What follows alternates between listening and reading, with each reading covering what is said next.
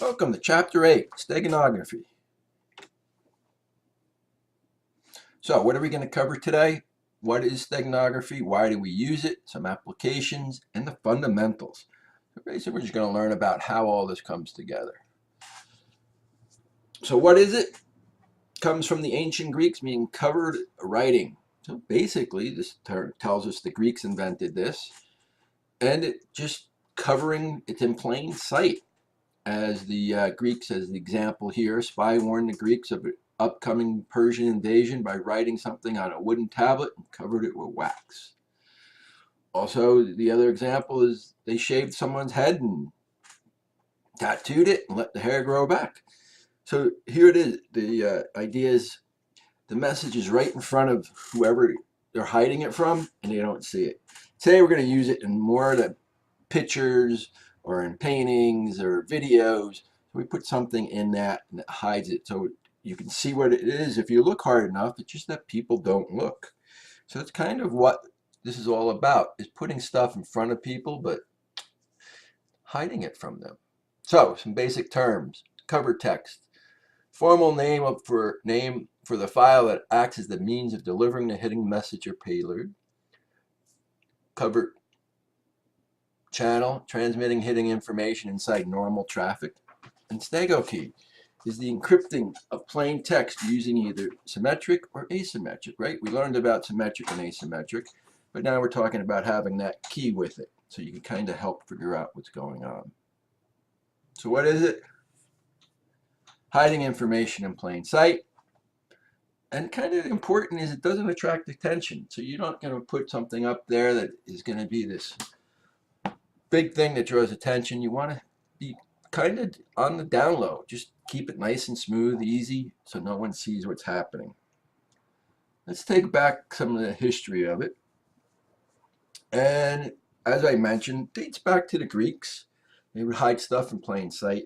Sometimes tattoos, the ancient Greeks would transmit information. They tattoo someone and send it off. This allowed them to see what was happening. Eggs. So if you look,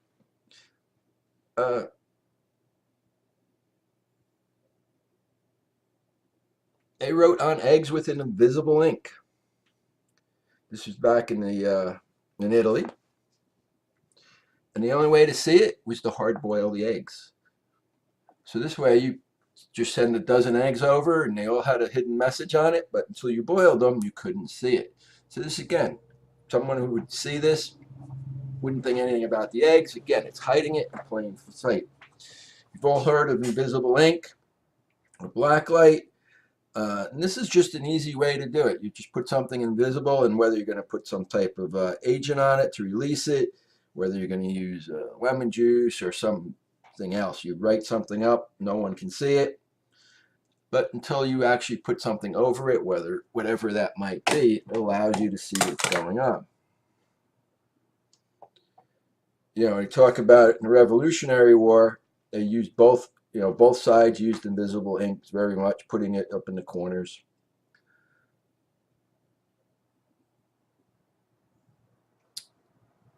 Now we're up to, actually, the invisible ink is still used today. In 1999, we're still using invisible ink. So now we use something called microdots. And this is became popular in the Second World War again, as we talked. A lot of things we talk about in cryptology does come out of the wars, and this is no different. Were frequently small artifacts. They were just small little dots that were put on the screen, adhered to a piece of paper, because the dots were designed to be detectable under certain lights. So they put information on there. Letters during the Second World War. They would put letters together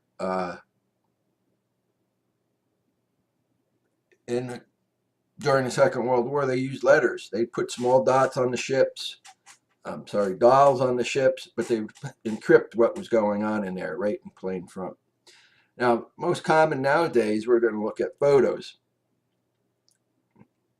and how everything looks. You can have plain photos that hide information. In your textbook, if you show the crew on page 207, you see they're all holding up a finger a certain way, which is a code for someone who's going to read it. So sometimes the code could be that simple where everyone is doing something, or could be hidden in the picture also. So there's some other options that we have. And today we're looking at using whether we're going to put messages in pictures. As I said, you can hide something in a picture, you could put it in music or in other files that we're able to use. Audio files, we can use it too. So there's different ways we can actually use stenography in plain sight. We talked a little bit about this. Actually, that's what I was just going over. The eggs. So here are some examples of how we might use it in today's with today's computer system. We talk about the color. Well, if you look at all the money that we use, money has certain trademarks on it, and the coloring, whether it's watermarks on the money or just certain colors are used, so it stands out. On the newer bills, we also have the portraits that are larger than the border surrounding it, makes it harder to figure out what's going on. Watermarks are a big way that we can put something in there. We can put messages inside the watermark where if you blow it up far enough, you can see what's going on. Also, the securities thread. This is also in the money. And it allows, it's all right there, but unless you look for all this, you don't see what's happening.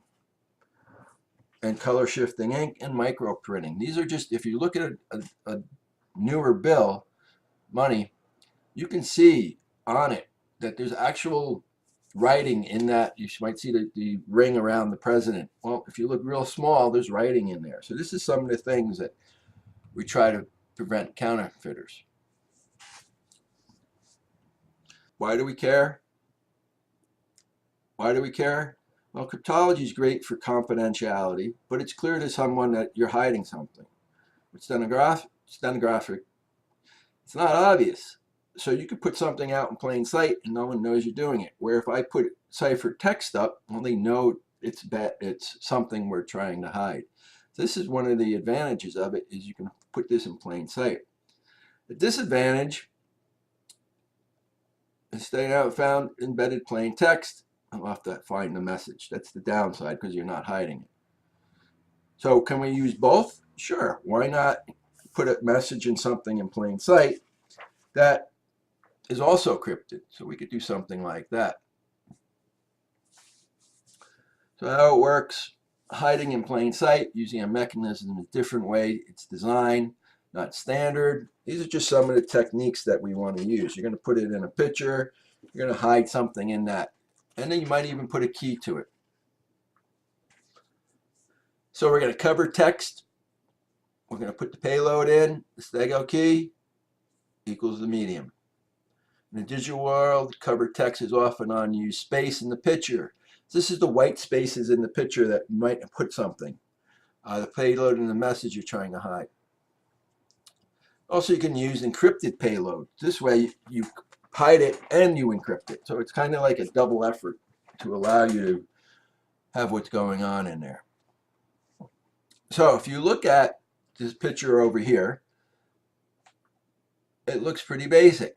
But in that picture, you have this right here, my hidden message. So somewhere in here, whether it's in the white spaces or whatever, and then when you send this picture, whether it's over the internet, whatever, it has the message in it for you. So you can kind of see, it doesn't look much different to the naked eye, but there's software that allows us to do this.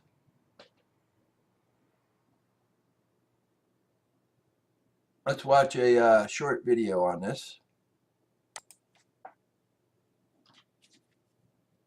Steganography is a way to encrypt information or hide information, but yet have that information right there in plain sight the whole time. It's derived from a Greek word that means concealed writing, and it is a way to secure things by making them obscure, which in reality isn't security. If you really know what to look for, you can very often find these things.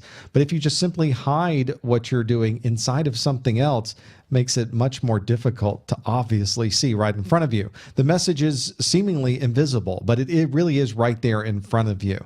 In some cases, it's actually embedded within pictures or embedded within sounds or embedded within a document. So it may not be completely obvious to see with the human eye, but the message really is inside of that.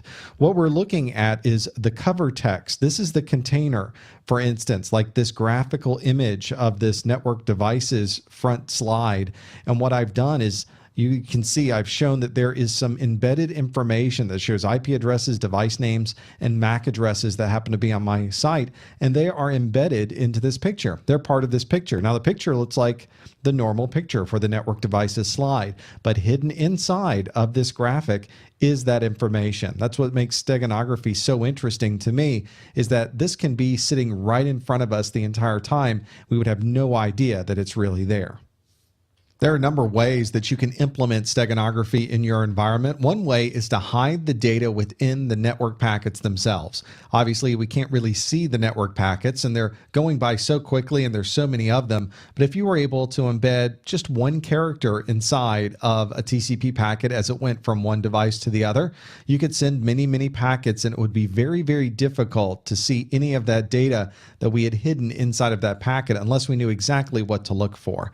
Another way to do this, we're going to try this ourselves, is to use an image. We've already seen how we can take a picture and we can embed our own messages and our own images and our own documents inside of those pictures. A very unique way to hide information right in plain sight. And here's a method right here on the screen where if you have a printer, especially an inkjet printer, you may have seen, if you look very closely, there are yellow dots that you can see in a corner of the page that's printed on your laser printer, on your inkjet printers, on many printers these days. Those dots all together show the serial number, the make and model, and other information about the printer that you happen to be using. So if somebody happens to find, for instance, a document and they want to know what printer created this document, they'll be able to see the exact serial number of your printer because it is steganography that is putting these tiny little dots here, and now we're able to track it back to your physical printer. I embedded some text inside of an image using this program, Silent Eye. There's a version available for Linux, Windows, and Mac OS X that I'm using here. What I did was take an existing file, here's this image of this network devices, and it gives you the option of encoding information inside of it. Let me drag over the window so you can see this. I can decide luminance, I can decide the JPEG quality, a passphrase even associated with that data if I want to assign one. And then I can put an entire message in here. I can put an entire file inside of this image. And when it is finished, it looks something like this. Here's one that I've already done this to. And this is the image. This looks exactly like the one we were just looking at. There it is. You can see if I go back and forth between them, there is a very subtle difference between them, but not much. And in fact, to the human eye, if you weren't really comparing it to this level, they look exactly the same. The difference, however, is I can click my decode option here. I can specify that this is a BMP encoding format, and I want to decode it, and now suddenly all this information about the devices, IP addresses, MAC addresses, and everything on my network become decoded right from this image I have here. Looking at the image, you would have never known all of this very important data was inside of it, but by using steganography, I'm able to hide it right there inside the image in plain sight.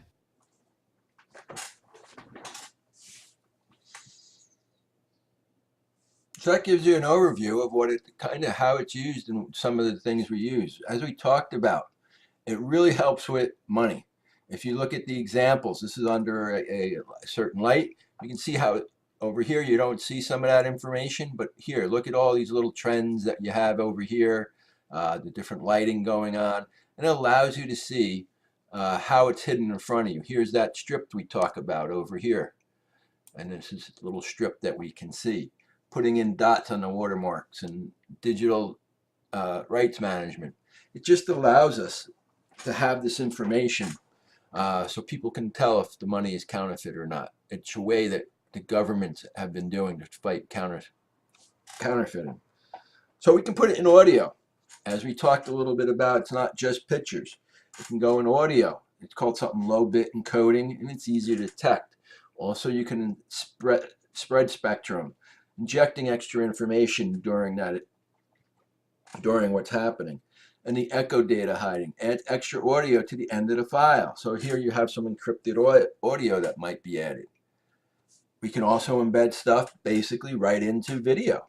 So we could put whether the picture is similar, or we could put it at the end. But basically, when we send it in video, usually the information, it will be extracted from the once it gets to the person who has it. And there are other things that we could put it in documents. Again, we use the blank spaces on the right side, or the margins if you want, or the headers and footers. We put information in there that only people who have a program or have that information where it is can find it. So you can print out a document, send it over. It doesn't look like anything special, but there's data hidden within that message. So there are ways that you can do this. As you know, if you're in the tech, we can hide information on our hard drives. We can manipulate patterns. Where does it go? As you know, the hard drive supposedly writes in random order, but that can be manipulated with the right program. So these are just other ways we can actually hide data. Steganalysis is finding the hidden features. As we talked about, cryptanalysis was the same thing. This is about someone going out and figuring out, how do we find what's going on? Detecting something is there. Comparing the original picture with the altered one, listening to the file, watching the file. These are just some of the methods that you're going to do. And you have sophisticated software that does this. But most of the time, the human eye is not going to pick up a picture difference, or listening to that video. We're not going to pick it up with our human ears and eyes. So usually you have to have some type of information or some type of software that will help you discover what's going on. So some other methods that we can use, obviously we can cipher text. In the ciphertext, the cryptanalysis is known as ciphertext that we can put in there. The plain text, we could put information in the plain text, favorably case. Chosen ciphertext. And basically that's help us to figure out the key. The stego only attack is similar to the ciphertext attack, only where only the carrier is known and is available. A known cover. If the original file had altered carrier or known and both available, then the known cover attack may be possible, similar to what shown previously. Known message. A known message attack is when the hidden message is revealed at some later date. An attacker may attempt to analyze the carrier for future attacks. So this is something that's been used already, but to help figure out what might happen in the future. And the chosen message. Chosen message attack is where you use this to generate a carrier, an algorithm, and the goal is just to determine the corresponding patterns. So these are just some other things that are used. So these are some of the tools that you're going to use. The hidden glyph. Applications used to store a file or a group of files within the uncompressed 24-bit image. So basically, you're just using this program to hide information in there. The next one is a unique Java-based application that can be used. Any image can be used in there, and it can be saved as a PNG file. TrueCrypt is a very popular open source tool for performing encryption on a volume of data. So if you're going to do a large amount of data, this would probably be the application to use. F5 was developed some time ago, has since had some facelifts and been updated, but basically allows you to hide files in a text file, a doc file, or even a JPEG. So you see, these are just common files that are used. And by using these applications, you can hide information in files that are used every day. And the last one we're going to look at is the MP3 Stego. Can you hide data the names within MP3 files. So you can put information in the files or in a WAV file, send it off, and then someone with the application can take it out. So you can put this over Open Airways, post it on the internet. No one would know what was there. And that's kind of what this is all about. You're putting this information exactly in front of everyone. But because no one knows it's hiding anything, it's hiding it in plain sight. And that's really what we learned today. How do we put this in? We learned a little bit about the history, why it's used, some of the applications of it, some of the software that's used in it, the fundamentals of it.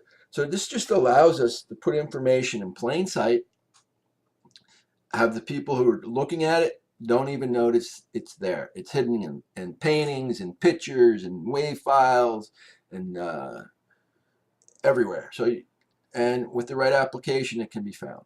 So that's this week's lecture. So have a wonderful week. Remember to smile. I'll talk to you soon.